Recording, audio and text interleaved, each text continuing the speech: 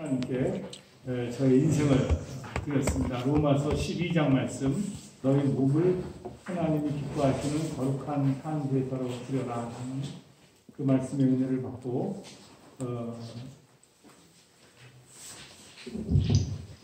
제 생애를 하나님 앞에 드렸고, 특별히 그 뒤에 예언하는 자는 믿음으로, 가르치는 자는 가르치는 일로라는 그 말씀에 감동이 되어서, 그렇다면 예언하는 일, 하나님의 말씀을 증거하는 것과 가르치는 것을 위해서 헌신해야 되겠다, 그렇게 서원을 하고, 그리고 부모님이 그때는 믿지 않으셔가지고 신학교 간다 소리를 못하고 할 수 없이 그냥 효도 차원에서 대학에 진학을 했습니다. 그리고 대학에 갔더니 ROTC라는 게 있더라고요. 그래서 누가 말하기를 거기 가면 소대장 되면 최소한 2년 동안 소대원들 복음화할 수 있다, 그런 말을 듣고 저희 선교단체 다녔는데, 그 선교단체 선배가 그렇게 안내를 해줘서 그러면 ROTC 가자. 그래서 ROTC 지원을 했고, 또 아주 즐겁게 하나님 허락하시는 훈련을 잘 받았습니다. 저는 전방 연천 위에 24단이 있었는데, 거기에 포병부대로 배속을 받아서 갔습니다. GOP 부대의 포병대대였습니다. 그래서 GP라고 했죠. 백마고지 GP. 거기 가서 제 기억으로 하나 4, 7, 147GP라고 기억이 되는데, 거기 가서 사진 보이실려나 모르겠는데, 백마고지 의성 앞에 사람 뼈를 들고 그 7월 초에 올라가니까 장마가 져가지고 개울이 트였는데 거기 묻혀있던 그 유골이 막 나오는 거예요. 그래서 그걸 이제 수습하면서 그걸 들고 또 GP 문 앞에서 사진을 한 장 찍었습니다.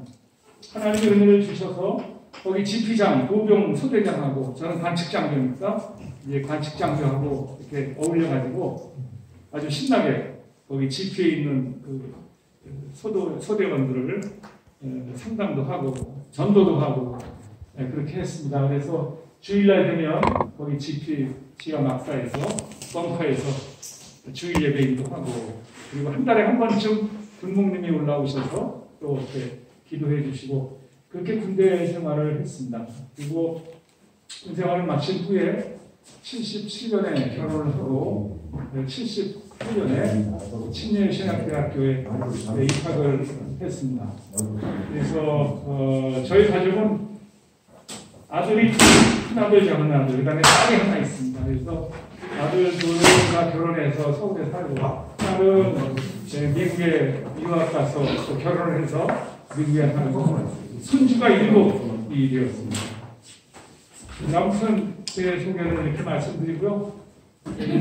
목사 안수를 받은 후에 서울에서 횃불 침례교회를 개척해서 목회를 하고 있는데, 신학교에서 교수 일을 하는 게 어떻겠냐라고 초대가 왔습니다. 그래서 1985년도에 교수로 일을 해서 실천신학 분야의 강의를 맡아서 해왔습니다. 그리고 재작년에 33년 임기를 마치고 은퇴를 했습니다. 미국 유학 중에 제가 공부하던 신학교가 있는 동네가 멤피스, 테네시였는데, 거기서 또 하나님의 은혜를 주셔서 정원타운이라는 마을에 한인교회를 개척해서 또 3년 동안 목회를 하고, 제가 신학교 공부하면서 하나님 허락하신다면 제가 교회를 3번 개척하고 싶습니다, 이렇게 서원을 했는데, 2번 개척을 해서 은퇴 후에 하나님 마지막 서원 이루어주세요 해서 은퇴하는 해에 서울에 개척을 시작했습니다. 그래서 NGO 단체 사무실을 빌려서 생명빛 교회 이름으로 그렇게 개척을 해서 요즘 한 20년 전후에서 이렇게 모이고 있습니다. 아주 즐겁게 목회를 하고 있습니다. 자, 우리는 하나님께서 목회자로 불러주셨죠. 제가 종로 3가에 한번 구경 나갔더니 거기 노인네들이 장기를 두고 계시더라고요. 근데 어느 할아버지는 따라온 손녀딸이 그 장기 두는 노인들을 옆에서 이렇게 보면서 팔짱을 딱 끼더니 할아버지 이 포로 차를 쳐 하고 이제 훈수를 두는 거예요.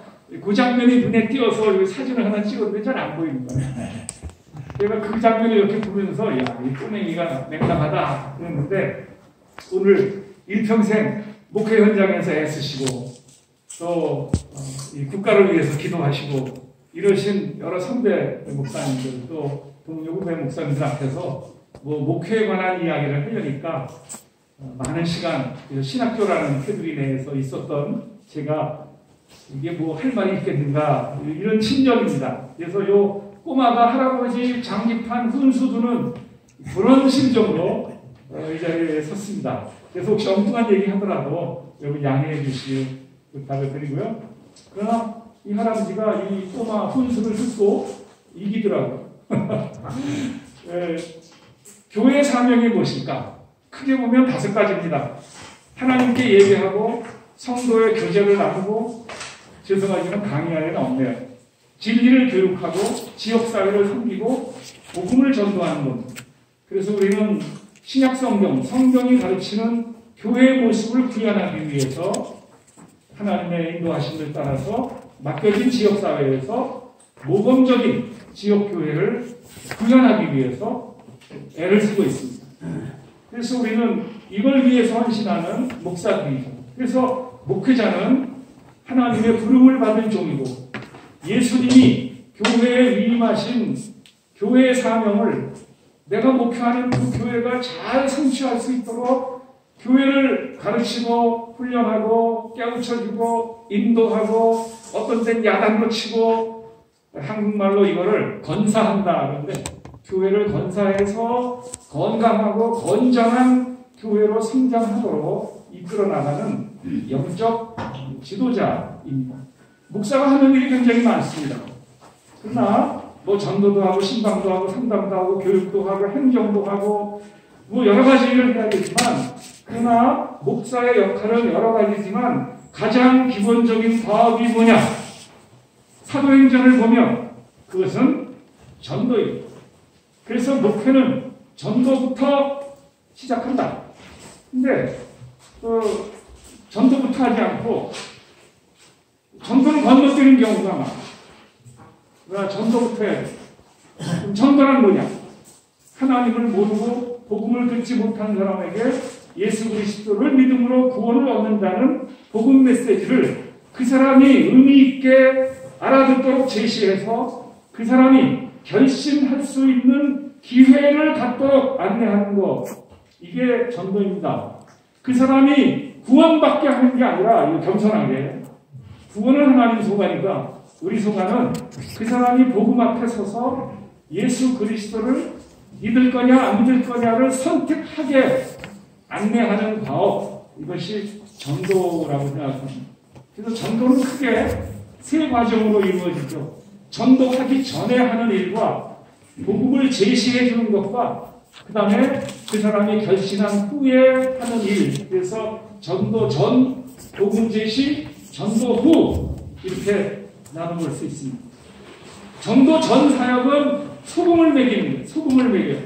너희는 세상의 소금이라고 그러셨으니까 우리의 말과 선한 행실이 소금이 되어서 기독교의 매력적인 모습으로 소금을 먹이면 그 사람들이 점차 목이 말라가면서 나중에는 시키지 않아도 물 달라고. 그러면 그때 그 못 맞는 그 사람에게 제시해주는 생수가 바로 예수 그리스도 복음이라는. 그래서 유효한 복음 메시지를 전하고 예수님을 믿은 다음에는 구원의 확신을 갖게 하고 침례나 세례를 주고 그리고 교회에 등록하도록 안내하는 것이 바로 전도하는 일이다. 그렇게 말합니다. 종래에는 전도를 사건으로 생각했습니다. 내가 길에 나가든지 누구를 만나든지 어떤 사람을 만나서 복음을 전해가지고 그 시간에 그 사람이 예수님을 믿어야 이게 성공적인 전도다. 그래서 한 판의 결과를 얻으려고 하는 전도, 이걸 낚시전도라고. 낚시전도. 그러니까 낚시전도는 사건입니다. 누군가를 만나야 되고 대화를 해야 되고 복음을 제시해야 되고 그를 감동시켜야 되고 그가 결심을 해야 되고 함께 영접 기도를 합시다 해야 이게 전도다라고 생각하는데 성경은 낚시뿐만 아니라 투망식 전도도 얘기하고 있어요. 투망식 전도. 이 투망식 전도는 뭐냐면 고기가 있으면 넓게 그물을 치는 거예요. 그러면 그물 안에 고기가 들어갔어요. 아직 고기 머리도 못 봤어요. 근데 잡은 거예요. 왜? 이 그물 안에 들어왔으니까. 그러면 그때부터 슬슬 땡기면 이 고기들이 튀어나가지 않는 한 슬슬 따라옵니다. 그러면 결정적 순간에 퍼올리면 잡는 거죠. 이게 투망식 전도입니다. 그러니까 그물에 심히 애운 것이 많더라. 이 복음서의 내용이 바로 이 투망식 전도를 얘기합니다. 그러니까 낚시 전도는 사건, 투망식 전도는 과정. 저는 낚시 전도도 해야 되지만 투망 전도가 어떤 면에서는 현장에서는 더 많이 일어나고 있지 않습니까? 그물 안에 들어온 지 20년 만에 결심하는 사람도 있어요. 이해하시죠? 무슨 상황인지? 네. 그러니까 좀 과정으로 생각하죠. 과정으로 생각해요. 그래서 우리는 이 전도를 열심히 해야 됩니다. 효과적인 전도를 위해서 전도 중심적인 신앙을 세워야 합니다. 목사도 그렇고 교인도 그렇고 교회적으로도 전도가 중요합니다. 교회 예산을 세울 때 제일 앞에 예산 항목 제일 앞에 들어가는 게 뭐냐? 그게 그 교회가 어떤 분야에 우선 관심을 가지고 있느냐가 나타나는 증거예요. 아유, 무엇보다 목사님 사례비부터 책정해야죠. 그래서 예상서에 사례비, 사택 관리비, 목사님 자녀 교육비 이런 거부터 하면 이 교회는 목사님 사례비를 위해서 존재하는구나 오해할 수 있습니다. 예배를 중요시하는 교회는 예배비부터 나올 거예요. 교육을 중요시하면 교육비부터 나올 거예요. 그러나 제가 경험한 많은 남친 예교단, 미국에 제가 유학할 때 많은 남친 예교단을 견학하면서 볼 때 그들은 맨 앞에 나오는 게 선교비.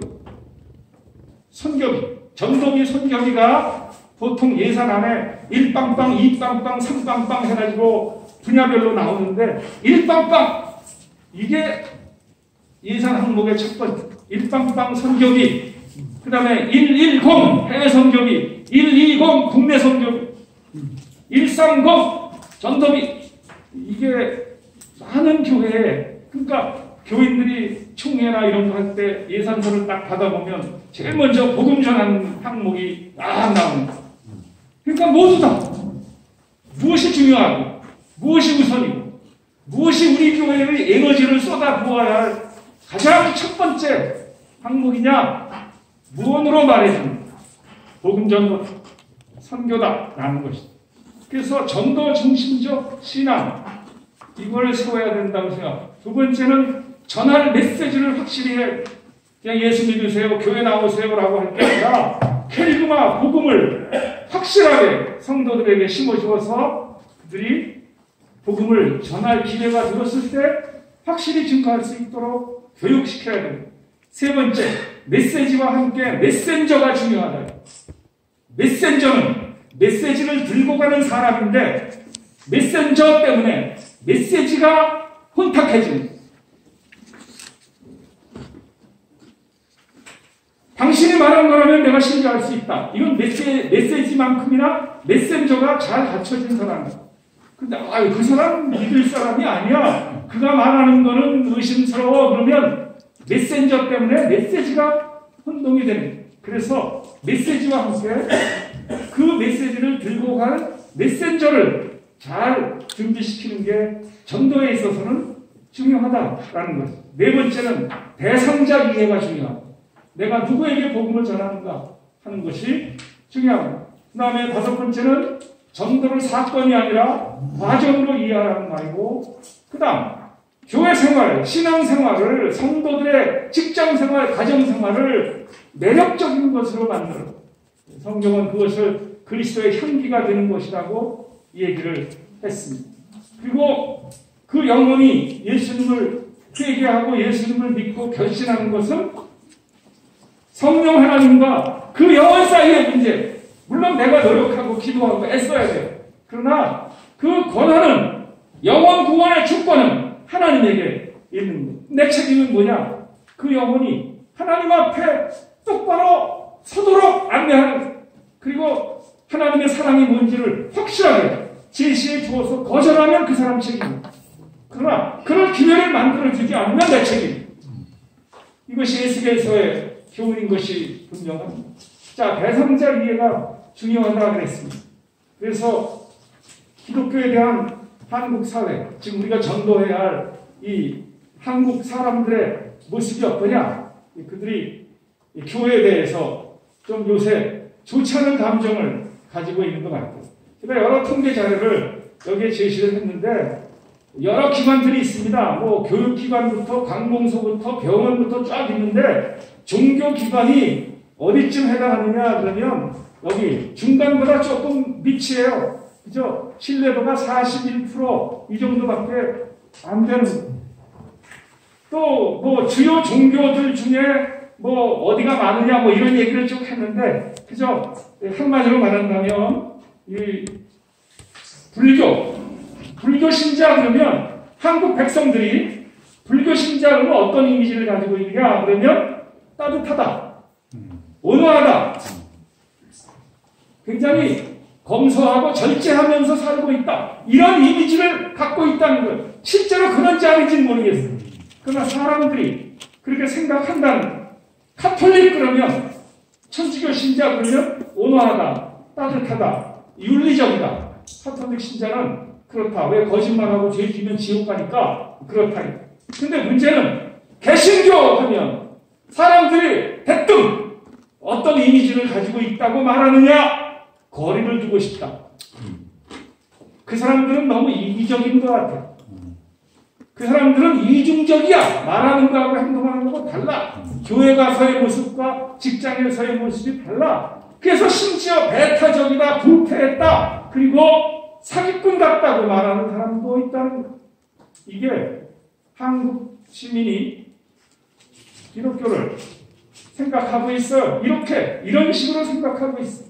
그래서 그들이 보이는 반응을 전체적으로 분포도를 보았을 때 불교는 절제하고 온화하고 윤리적이고 자기관리하고 의지가 강하고, 카톨릭은 착하고 신중하고 깨끗하고 원칙적이고 믿을 수 있고 합리적이고 개방적이다. 근데 개신교는 배타적이고 거리를 두고 싶고 독단적이고 비의식적이고 남을 배려하지 않고 너무 그래서 안타깝다, 차갑다, 이런 느낌을 가지고 있다는 보고입니다. 이건 뭐 니들 왜 그래? 이럴 수가 없어요. 그들이 그렇게 생각하고 있다니까. 그럼 이제 어떻게 해야 합니까? 이게 문제. 제가 한번 이런 걸 종합해서 그림을 한번 그려보았어요. 한국교회 성도의 모습. 제대로 그림이 그렸나 모르겠는데 늘 새로운 것만 들으려는 귀만 커요. 귀만 커. 그 다음에 들은 것이 많으니까 머리만 커. 아는 척하는 말 많은 입, 이웃을 외면하는 반쯤 감긴 눈, 행함이 없는 연약한 손발, 속 좁은 가슴, 자기 배만 채운 뚱뚱한 배. 이게 우리를 향한 이 세상의 시선, 그들의 소리를 담아냈을 때 우리의 자화상이 혹시 이렇지 않느냐 하는 거죠. 이게 전도 현장에서, 목회 현장에서 우리가 맞닥뜨리고 있는 상황입니다. 우리는 지금 전도를 주제로 얘기하고 있습니다. 전도가 뭐냐? 하는 거예요, 그냥. 전도는 이론, 준비, 이게 아니라 그냥 하는 거예요. 전도는 하는 거다. 지난번에 홍수가 났잖아요. 어느 사람이 아침에 일어나 보니까 마을에 있는 다리가 거반쯤 장만불에 막 덜렁덜렁 하고 있어요. 이거 여기 사람이 건너다니거나 자동차가 오면 큰일 나겠다 싶어가지고 이 사람이 자기 집 앞에 그 다리 앞에 서가지고 저쪽에서 차가 건너오니까 소리를 지르는 새벽 7시. 스톱! 건너오지 마세요! 큰일 나요! 다리 또 내려가요! 소리를 지르고 있어요. 전도가 뭡니까? 이거예요. 당신 그런 식으로 살면 멸망당해요. 회개하지 않으면 지옥 가요, 큰일 나요 하면서 그들을 막아 세울 수 있는 게 바로 전도다. 그래서 전도는 멸망과 심판을 경고하는, 잘 아시잖아요. 모든 사람이 죄인이다. 모든 사람은 심판받고 멸망당한다. 심판과 멸망으로부터 벗어날 길은 오직 예수님을 믿는 것뿐이다. 그래서 멸망길로 가고 있는 사람에게 꽝을 쳐요. 딴 거 없습니다. 예수 천당 불신지옥을 하든지 뭘 하든지 좌우간 함성을 질러요. 동영상이 있었는데 이거 잘 안 보이실 것 같아요. 생략하겠습니다. 근데 아무튼 세상 사람들이 처해 있는 상황은 다양해요. 제가 미국에 어느 마을에 가서 커피 백화점이 있다고 해서 가봤어요.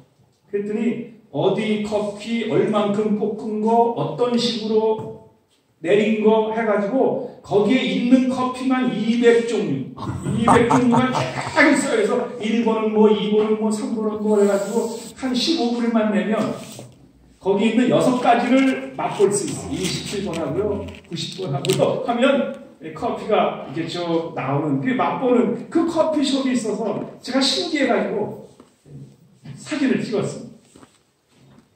사람마다 입맛이 달라요. 이게 뭐냐면 우리가 전도하려고 하는 그 사람은 그 사람의 직업, 나이, 성별, 교육과정, 인생경험 뭐 등등등에 따라서 상황이 다 달라요.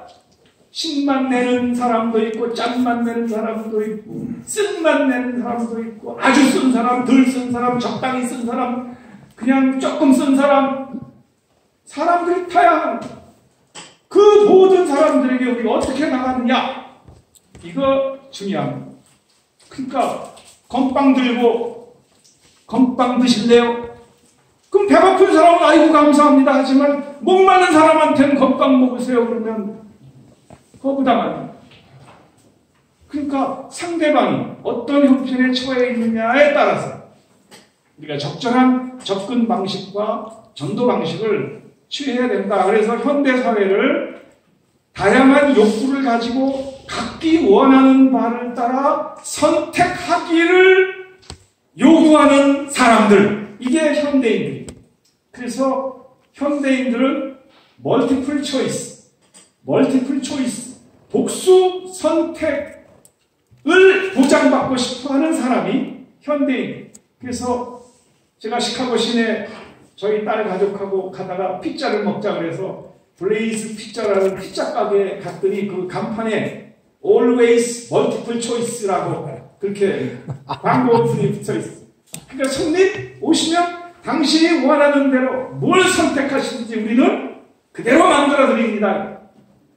치즈를 넣고 뭐 페페로니를 깔고 그 다음에는 뭐 올리브를 끼얹고 그 다음에는 야채를 좀 넣고 간은 어느 정도로 맞추고 쫙 오더를 하면 지지지지직 해가지고 한 15분 후에 피자가 딱 나오는.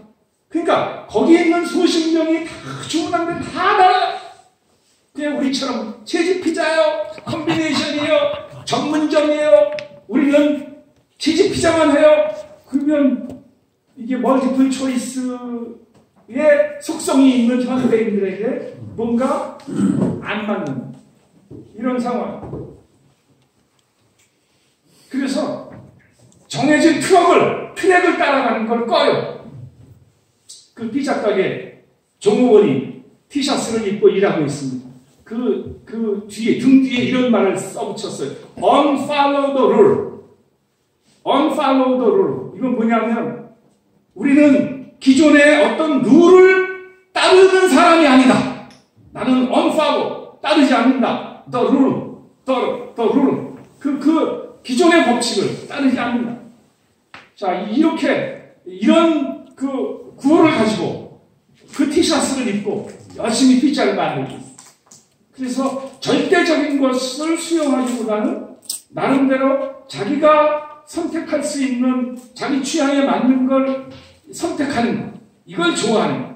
그래서 자기중심적인, 이걸 철학에서는 독자비평이라고 말해요. 내가 이런 식으로 말했어도 듣는 사람이 자기 나름대로 해석을 해서 자기 마음대로 받아들여요. 그래서 나중에 얘기해보면 내가 한 말하고 그런 거하고 전혀 달라요. 기독교 진리에 대해서도 그게 성경 진리인지는 모르고 2000년 기독교의 전통인지는 몰라도 내가 보기에는 그렇다. 이게 현대인. 제가 군인 전도를 했습니다. 군인들 전도하러 갔더니 그 유성 터미널에, 고속버스 터미널에 학생들하고 전도를 와서 군인들이 앉아있길래 전도했어요.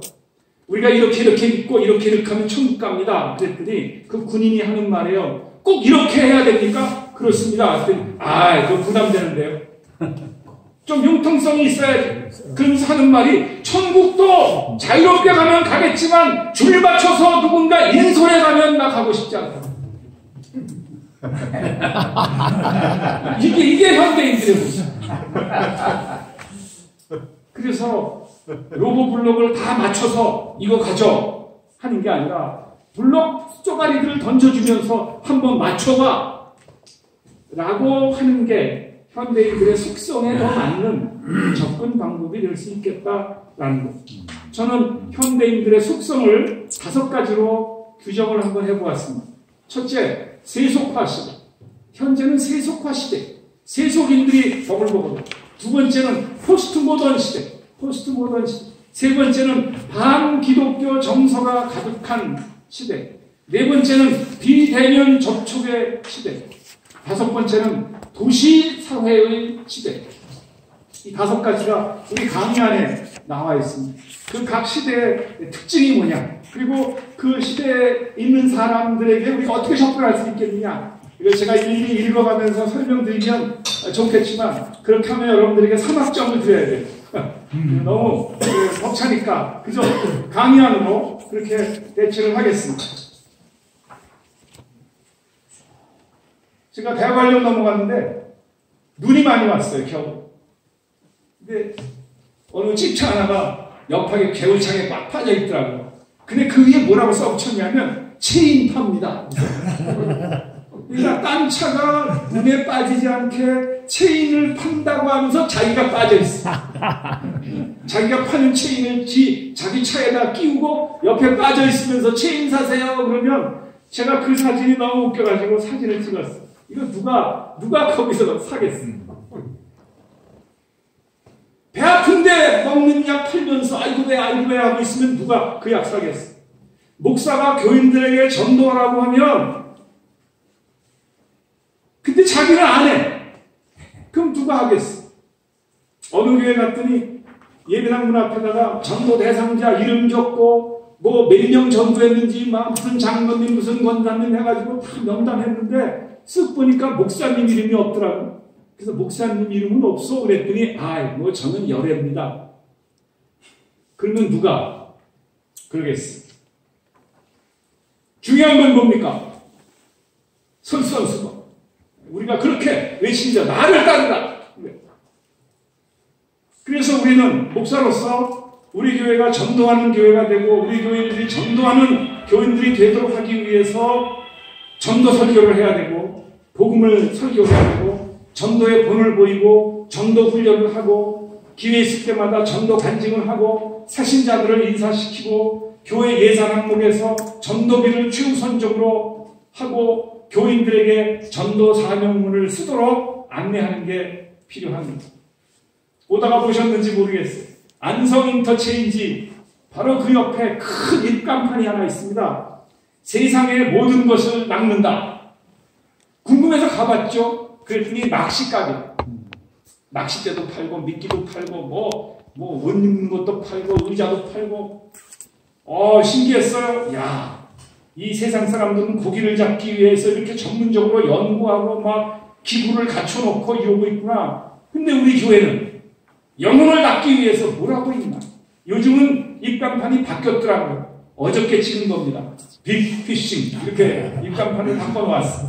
아무튼 간에 목사님들이 전도해야 돼. 큰 고기 낚아야 된다면 교인들에게 전도를 가르쳐야 돼. 한 아버지가 자기 아들에게 미끼 꿰는 법, 이 고기 잡을 때는 이런 미끼를 꿰고 저 고기 잡을 때는 저런 미끼를 꿰고 낚싯줄을 던질 때는 어떻게 던지고 입질할 때는 어떻게 채고 하면서 가르치면서 시범을 보이면서 그렇게 해나가. 유성시내에 나갔더니 폐지 죽는 한 아저씨가 자기 봉고 그냥 다 썩어가는 서금서금한 봉고 차에다가 온통 막 주 예수를 믿으라, 뭐 불신지요, 뭐 예수 믿어야 됩니다 하면서 도배를 했어. 이 차를 타고 다니면서 휴지를 줍고 있어.